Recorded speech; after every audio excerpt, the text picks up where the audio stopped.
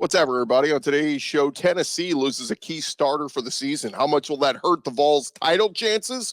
We'll talk about it. Locked On SEC starts right now. You are Locked On SEC, your daily podcast on the Southeastern Conference. Part of the Locked On Podcast Network, your team every day.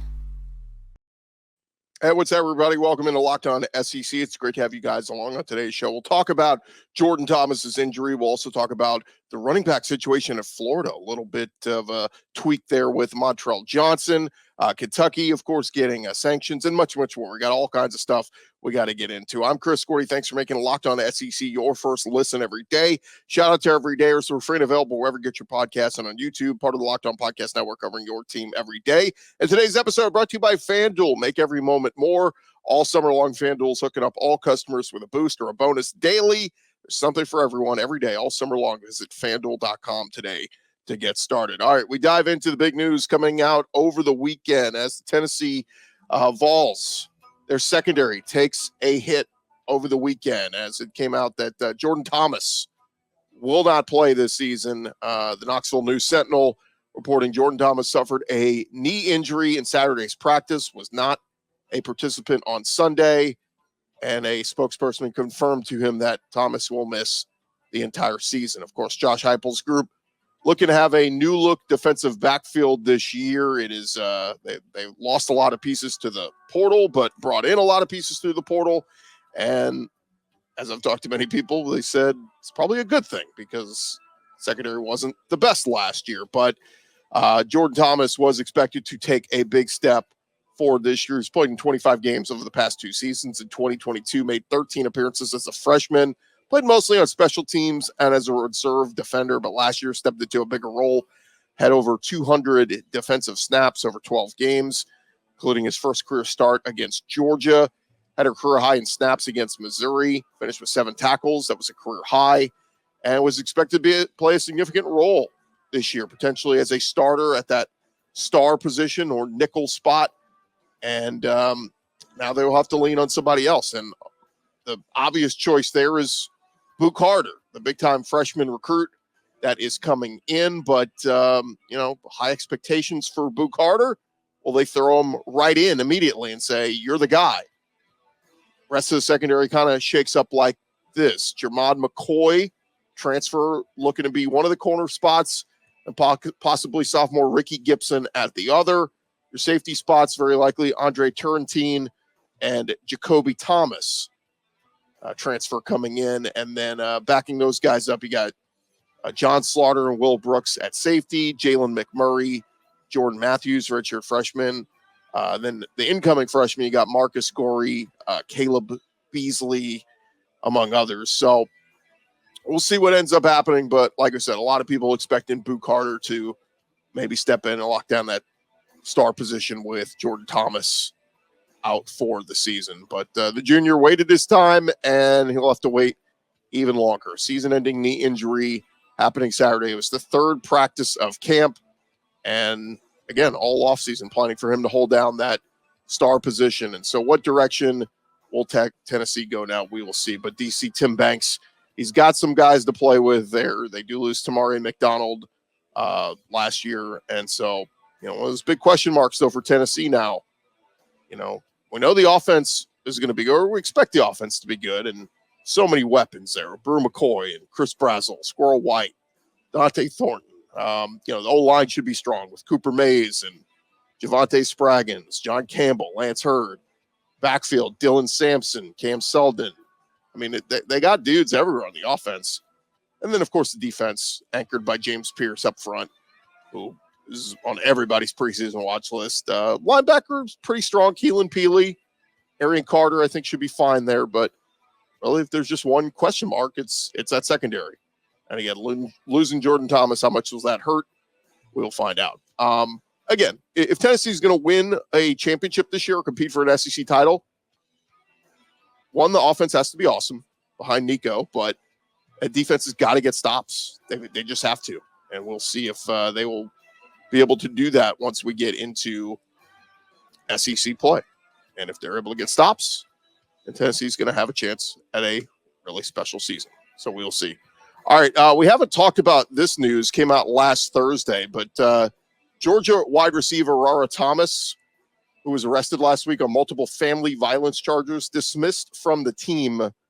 Kirby Smart confirmed on Thursday, talking with reporters, said he can no longer be part of the football team. He understands that. We wish him the best moving forward. Thomas was a senior from the state of Alabama, transferred in from Mississippi State, was arrested on misdemeanor counts of battery, family violence, second-degree felony, charge of cruelty to children, family violence, was released on a $3,500 bond. His attorney said, pleased that bond could be set. Mr. Thomas released while we fully investigate the case. We expected this matter can be resolved swiftly. He was expected to be a big part of Georgia's passing game this year. They lose Brock Bowers. They lose Vlad McConkey. He was there last year, but, is going to step up and maybe take on that bigger role.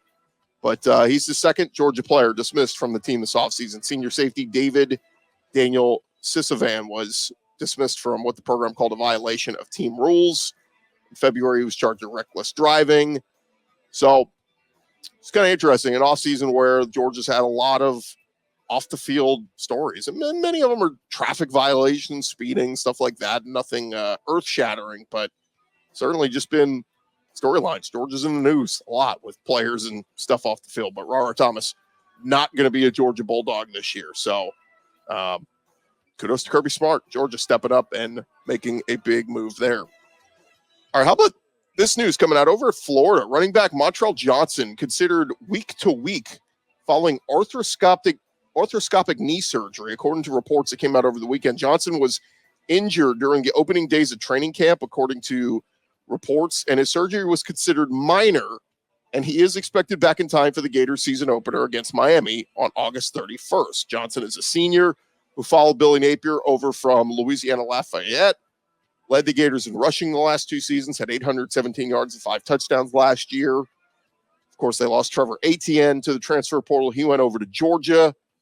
Former Tulane standout Cam Carroll is not expected to play again following a significant knee injury. So the Gators leaves them with JUCO transfer Jacoby Jackson, sophomore Trayon Webb, and freshman Jaden Baugh to help fill out that void at running back throughout their training camp. Baugh ran for 77 yards on 12 carries in the spring game back in April. But Montrell Johnson, again, fingers crossed, but sounds like he's not going to miss any of the season, but certainly going to be out here for the start of fall camp.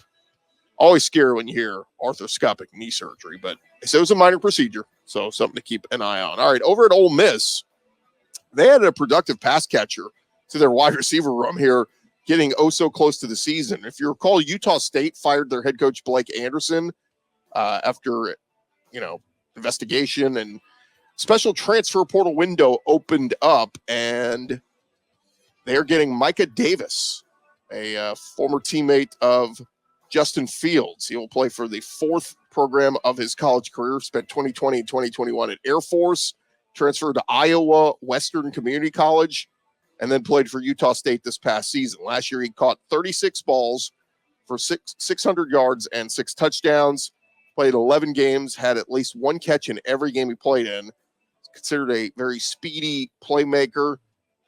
Some of his best games against Colorado State, he had 104 yards and a touchdown. Against Nevada, he had 87 yards and a touchdown. It's also a special teams guy as well. Had 28 punt returns for 250 yards, was named an All-Mountain West honorable mention as both a wide receiver and punt returner last season at Utah State. So we'll see if he can come in and contribute immediately for Ole Miss. But, man, they've already got a really good wide receiver room, led by Trey Harris, Juice Wells, of course, comes over from South Carolina. Jordan Watkins is there. Deion Smith just ruled eligible, transfer, and then Aiden Williams, Caden Lee, Devin Price. They got a good wide receiver room there at Ole Miss, but we'll see if Micah Davis can come in and help out. All right, still more to come here on Locked On SEC. We still got to get to the news at Kentucky. We got some big recruiting wins over the weekend for folks like Auburn. So all that's coming your way here on Locked On SEC. Thank you guys for making us your first listen every day. First, I want to remind you, this episode is presented by our friends over at eBay Motors. Passion, drive, and patience. It's the formula for winning championships And it's also what keeps your ride or die alive, your car, your truck, your vehicle. eBay Motors, they got everything you need to maintain it and level it up to peak performance. Superchargers, roof racks, exhaust kits, maybe it's just windshield wipers or LED headlights, whatever it is, whether you're into speed, power, or style, eBay Motors, they've got you covered. With over 122 million parts for your number one ride or die, you're always going to find exactly what you're looking for. And with that eBay Guaranteed Fit, your part is guaranteed to fit your ride every time or your money back. And with eBay Motors, you're burning rubber, not cash. With all the parts you need at the prices you want, it's easy to make your car the MVP and bring home huge wins. Keep your ride or die alive at ebaymotors.com. Eligible items only. Exclusions apply. eBay Guaranteed Fit only available to U.S. customers. That is ebaymotors.com. All right, thank you guys for making Locked On SEC your first listen every day. Hey, for your second listen, check out Locked On College Football with Spencer McLaughlin, getting you ready for the entire college football season. Discussion on the ever-changing landscape of college athletics, conference realignment, transfer portal, NIL, all that stuff. Locked On College Football, available on YouTube, wherever you get your podcast, part of the Locked On Podcast Network, covering your team every day. All right, we got to dive back into this. Some of the big news happening the last couple of days that we missed on. How about over at Kentucky? As we found out on Friday, I believe it was, Kentucky and the NCAA reached a settlement over infractions that included 11 football players getting paid for work they did not perform in 21 and 22. The negotiated resolution said the school agreed with the NCAA committee on infractions that some football players received impermissible benefits. But basically, I think it was like they were working in a hospital and they were like, just put down you work 40 hours, whatever. Not the most egregious thing. And of course, NIL being legal now, I'm sure stuff like this is going on in a lot of places. But of the 11 players paid for not working, 8 played and received actual and necessary expenses while ineligible. School and the NCAA agreed no member of the athletic department knew about it or should have reasonably known about their no-show jobs. They claiming the hours and then not showing up. Kentucky agreed with the NCAA regarding swimming infractions as well, which involved the men's and women's team, and the school agreed to fail to monitor some of their programs that head coach was responsible for violations. So Kentucky said in a statement they cannot further comment. We respect the findings. There is a process. We participated in it. We accept the final resolution, and we are moving forward. The NCAA said Kentucky can begin serving penalties as they await the infraction committee's final decision. So 2-year, probation for Kentucky football. But, you know, as we know, like NCAA, what are we even doing here anymore? It's a lot of stuff just largely. You're punishing people for stuff from a couple of years ago for stuff that's now legal. So turn the page, we move on. But Mark Stoops, I'm sure he's not losing any sleep over this one. But certainly something to, pass along. And hopefully the NCAA, just with stuff like this, investigations become less and less, I don't know, or more and more who cares, right? My opinion. All right, let's dive into some of the other stories that happened over the last couple of days. Javon Toviano over at LSU. He was projected to be one of their starting corners. He has been reinstated to the football program, navigating legal issues stemming from an arrest on charges of video voyeurism. Toviano was present at LSU's opening practice last Thursday. Brian Kelly provided an update. He said he's back in football activities. We'll kind of get him going back again in the mix. Obviously, he's going to be a competitive player for us. He played for us last year. We'll get him going as he works through his legal matters. It's not clear what has changed in his case. East Baton Rouge DA said the case remains under review, and his attorney did not respond to a message by the Associated Press. But the 19-year-old was arrested July 21st. This is just a couple weeks ago, surrendering to authorities, accused of recording himself having relations with a woman without her consent, without consent of the video, not the act. But the woman told detectives she found videos on his iPad that were recorded through a hidden camera in a clock. So keep an eye on that story. But LSU saying, get back on the football field until something further happens with your legal issues. So again, something to track, because that's one of the issues of concern for LSU, is that secondary. And Probably speaks to why they're going, hey, get your butt back out there. We need dudes. How about over at Alabama? Through a couple days of camp, Kalen DeBoer doesn't seem too concerned about his new pieces in the secondary. We know how good Malachi Moore is at safety, but how about some of those other guys? Kalen DeBoer saying those guys are just rising up. We're developing some really good young depth, and they're going out there competing and making plays. DeBoer singled out Xavier Brown, speaking very highly of him, the 5-star prospect from California. Started impressing in the spring after being an early enrollee. And during Sunday's media viewing periods at Alabama's practice, Brown reportedly appeared to have a cast on his left hand. The board said the issue was a short-term problem with the youngster participating in practice anyway. He is not the only freshman who is drawing attention either. Fellow cornerback Jalen Mbakwe also earning praise from the coaching staff. DB's coach Maurice Lingua said he's taken on a ton of reps and that they're helping him. Mbakwe played primarily quarterback his senior year of high school, so they're trying to get him as many reps as possible at DB. And defense coordinator Kane Womack said he felt Mbakwe had made a large jump, or as large a jump as anyone on the team from spring to preseason camp. Alabama getting started with their season opener set for August 31st against Western Kentucky. Now, because of the opponent that they open up with, they're going to have an opportunity to play a lot of these young guys, Xavier Mincy, Brown, and Mbakwe, and get them some early season reps as they head into their freshman campaigns. All right, let's get into some recruiting news. It was a big recruiting weekend for a lot of teams, including Auburn, continuing the nation's hot streak when it comes to recruiting on Saturday night, picking up a pledge from 4-star in-state defensive end Jared Smith. Depending on what service you're looking at, he's a stud on just about all of them. 6'7", 235-pound edge rusher from the state of Alabama, marks the Tigers' 8th commitment across the 2025 and 2026 class since the start of their Big Cat weekend just over a week ago. And he picked Auburn over the likes of Georgia, Florida State, USC, South Carolina, Ole Miss, and lands Auburn as big-time recruiting class coming in. I mean, they have been cleaning up in the state of Auburn when it comes to in-state recruits in the state of Alabama, I should say, as I believe, 7 or 8 kids in the top in the state of Alabama committed to Auburn. None of them to Alabama. But still, as it sits right now, if you go by the 24/7 composite, Bama still with the number 2 class in the country, Georgia number 3, LSU number 4, Auburn up to number 5. So Smith becomes the 5th addition in the past 7 days to Auburn's recruiting class. They've just done a fantastic job there. But shout out to Hugh Freeze. They're crushing it. Jared Smith, big defensive end from in-state Alabama, heading to Auburn. All right, how about over at Tennessee? 4-star quarterback Faison Brandon, top uncommitted pocket passer in the 2026 class, gave his pledge to Tennessee on Saturday. He's the 4th-ranked pocket passer in the class according to ESPN rankings. 6'4", 195 pounds from Greensboro, North Carolina.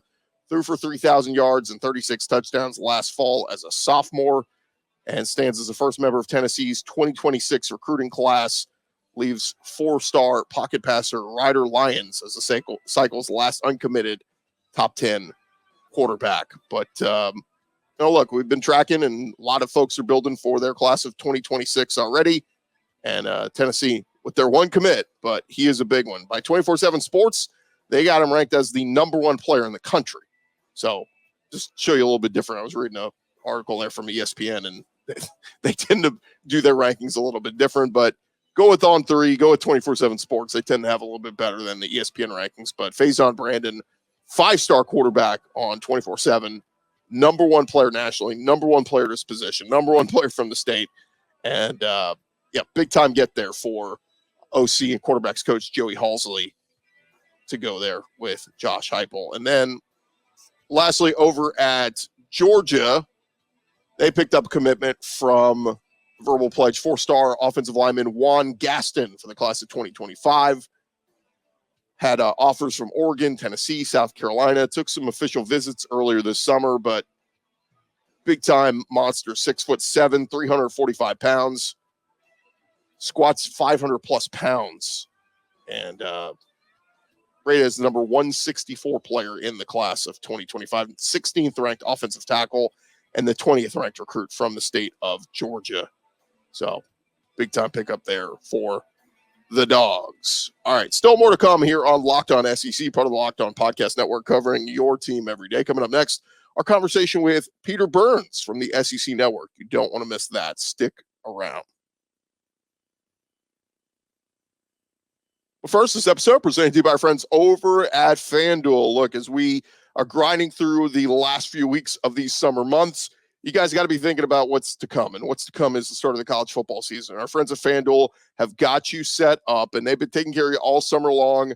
FanDuel has been hooking up all customers with a boost or a bonus daily all throughout the summer. That's right. There's something for everyone every day all throughout the summer. So head on over to FanDuel.com. Start making the most of your late summer, getting ready for the start of the fall. And we've been telling you guys, they got all the early week one lines for all the SEC games up there. Georgia's still sitting at about a 13.5, 14-point favorite over Clemson. If you like that line, either way, if you think Georgia covers the points and wins big, or you think Clemson keeps it close, you can make that bet right over there at FanDuel.com. Of course, they're the official sports betting partner of Major League Baseball, so they're keeping you busy every day with all the baseball games across MLB. But again, all those college football lines getting you set. Definitely want to go take advantage and get signed up. Check them out. It's FanDuel.com. FanDuel.com. Get you set up today and get started. Get ready for the start of college football season. All right, roll along here. Locked On SEC. Thank you guys for making us your first listen every day. And hey, recently we were able to sit down with our buddy Peter Burns from the SEC Network. Had a great conversation with him, talking about the offseason. Played a fun game with him, testing his knowledge on where some of the transfer portal guys have gone from one SEC school to another. Enjoy. Here was our conversation with Peter Burns. Rolling along from SEC Media Days. Always fun to catch up with our buddy Peter Burns. Of course, you know him from the SEC Network and been doing this thing for a long time. He's a former radio guy, though. He knows all about doing radio and the radio roast stuff. Don't do that, because then you're going to give me all this, like, hey, he does all this stuff, and then I'm going to be horrible on your show. Then people are like, well, Chris said that he was pretty good, and I don't think he was really that good. I'm learning. This is only my third interview ever, so I'm fingers crossed, guys. hoping it works so well. We've got a whole new audience. It's been crazy, Peter, with the addition of Texas and Oklahoma. We do the Locked On SEC show and on my Houston radio station, and it's been crazy to see the influx of so many Texas and OU fans, and it's a whole new audience that's opening for you guys. Yeah, I mean, it's two new great cities in Norman that have a whole lot of just history behind the game and programs. There's a whole, you know what I didn't understand? A whole amount of hatred. Yeah. Right? Like at its core, college athletics, as much as we love the rah-rah and the pomp and the circumstance, we love to hate. We love to hate our rival teams. And I mean, you look at, A&M and Texas and those two teams being able to get back, especially with what happened in the college baseball world, which is Schlossnagle going from A&M to Texas. That adds fuel to the fire. Oklahoma and that rivalry that they've had with Missouri ends up being a great one as well, too. So you just get this kind of angst coming up this season. And honestly, we've had, 14 teams in the SEC for a long time. It was kind of nice to just get a little pep in the step and a little something new, and Texas, Oklahoma are bringing it. You feel it this week. Because SEC Network launched with A&M and Missouri coming in, right? That's correct, yeah. They came in 2012. We launched the network in 2014. And you did perhaps the most sweatiest stand-up in the history of television. For those who don't know, the first day we launched the network, they knew I was a kid from Baton Rouge, Louisiana, so they said, we're going to send you down there with Ben McDonald, former number one draft pick of the Orioles, LSU baseball legend, who was my hero growing up. So I was like, oh, my God, this is great. They send me down there to the Baton Rouge. It's 100-degree heat, and they're like, we need you there an hour before your time. There was no shade. It got so hot, okay, that the little IFB that I hear in the studio melted at some point. So they had to call in about when we were going to be on TV, and what ends up happening is there was like about a 4-second delay for when they told me I was on. Well, I had already been on air for 4 minutes or 4 seconds. So for 4 seconds, I'm just wiping my brow. I'm just sweating. I'm like, dear Lord, and I didn't know I was on camera. Luckily, they got past that. I've been the anchor for a decade now. I was sweating just hearing you describe that. It was making me nervous. Forgot about this Texas heat is a real deal. I haven't lived in Kingwood for a couple of years. It's a real deal, buddy. It was cool to see you in Austin. I got to go out there and see the Welcome to the SEC thing, and there was a lot of people out there for the Pitbull concert, but it was really cool to see I didn't know that many people were going to show up at Charge for just a welcome to the SEC party. Yeah, I mean, it was I would say probably 40,000 people that showed up for that, and then another probably 30,000 that showed up when Pitbull was about to show up. Did you stay for Pitbull? I did not, believe it or not. Actually, I wanted to. The problem is so many people had come. Our security said we had a little area, and Pitbull fans had taken over our area, and we're like, we're good, y'all have it. We're gonna leave. So, Dale, Mr. Worldwide. But it adds a different element, and nobody. I mean, listen, as much as people want to beat Georgia, as much as they want to beat Alabama, I think Texas might have the biggest, in the crosshairs for everybody, because they want to be the team that breaks in the new squad, the newbies to the SEC. Yeah, it's going to be crazy to see, because it feels like you get in the conference and it's like there's always a transition. I mean, A&M and Missouri, they actually performed pretty well for being new members. Oh, but remember, Missouri ended up being in Atlanta 2 of the first 3 years under Gary Pinkel, and we're like, well, you're not supposed to do this. You don't just arrive in here. And that's why it's interesting, the difference between now the no East and versus West division. Right. Which, I'll be honest with you, I want to see how it plays out. I'm not a fan of it. And I think maybe it's just because inside media, I always enjoyed, give me the race in the East, give me the race in the West. And I felt like those were two things that would collide in Atlanta. Right. Now that it's just everybody, because there's 16 teams, it's going to just feel a little different. That would have been a good question for Greg Sankey. I should have thought of that. Kind of like test the waters and see. Maybe we bring back the East and the West. Do you think we're heading to 9 games? I don't know if we move. I don't know if we go to 9 games. Why stop at 9? Yeah. Go to 10. 10 conference games? I mean, at some point, if you're going to expand the college football playoff, which has already expanded to 12, it might expand to 14 or 16. At that point, if I'm let's say I'm Texas A&M, would I rather go give McNeese State a $1.5 million guarantee, or would I rather say, you know what, maybe a 9-3 or an 8-4 team and a 16-team playoff can still make it? Why don't we do another conference game, and now we get a bigger television deal, and now we get more money? I don't think it's out of the realm of possibility that in 15 years from now, maybe even a decade now, we may not have non-conference games. The COVID year was kind of cool, playing conference games like right out of the gate. I mean, every week. Yeah, sometimes you roll in the studio and you're just like, all right, we got Chattanooga. Okay, all right, and it's good game. It's a great game for Chattanooga. Yeah. How they build their program, but do the players want to play it? Do the fans want to see it? Right. Are the television ratings there? I'd rather see Tennessee play 2 other conference opponents down the road. Real quick before we get to our game, give me your 2 teams in Atlanta. It's tough to go against Georgia and Texas. I know that's chalk. But I think the more interesting question now is more of, hey, how many teams can the conference get in? And I think it's 4. I think there's no doubt in my mind that third best team, whether it be Alabama or Missouri or Ole Miss or LSU, I think the third best team is absolutely in. The question is will there be a 10-2 team that's the 4th best team in the conference because of the tiebreakers? Are they going to be involved in the college football playoff? The old joke is you never ask an Ole Miss fan directions to Atlanta. They don't know. They've never been. I tell you what, get used to it, because you may not know where it is in Atlanta this year, but you'll know. I think they're a college football playoff team. Well, yet still Lane's name will keep popping up for every open job every offseason. It's wild that happens. Let's get to our game here. We're going to put some game show music in here, post-production. It's called Where Are They Now? I'm going to name an SEC player that was at a different school last year, is at a new school this year. You tell me his new school. So here we go. We get started with tight end Amari Niblack. Amari Niblack, I know he's over at the University of Texas. That is correct. Ding, ding, ding. Very good. We'll put that. I like it when I say it better. Wide receiver Juice Wells. Juice Wells was out South Carolina. Is he over at... He's not at Arkansas. This is going to upset me. He's over at Oklahoma. No, he's at Ole Miss. Okay, yeah, all right. Yeah.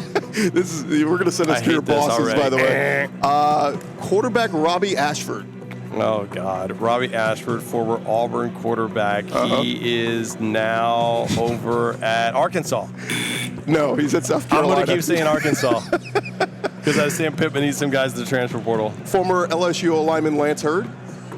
Tennessee, very good. Ding, ding. All right. Cornerback Trey Amos left Alabama. Yes, and now he went to Auburn. No, he's at Ole Miss. Oh, got it. I just should go de facto on Ole Miss to come to the SIP deal. Former wide receiver, Mississippi State wide receiver Xavier Thomas. Xavier Thomas, he's over at LSU. Very good. Ding, Okay, ding. got that one. We got two more. Wide receiver London Humphreys from Vandy. Vanderbilt. Oh, no, he went to Alabama. No. Kyle, I thought I nailed that Georgia. one. He's at Georgia. I knew he went to a contender. And then lastly, former Texas A&M defensive tackle Isaiah Rakes. I know Walter Nolan went to Ole Miss. Yes. Did he go to Ole Miss as well, too? No. Oh, dang it. He went to Auburn. Man, you got like half of those wrong. I will be honest with you. It's the transfer portal's messed us all up. It is difficult. It is difficult, and I hate it. Like, now I see cats that have been there for like all 5 years. Yeah. And I'm like, I love you. Like, this is what college football should be about.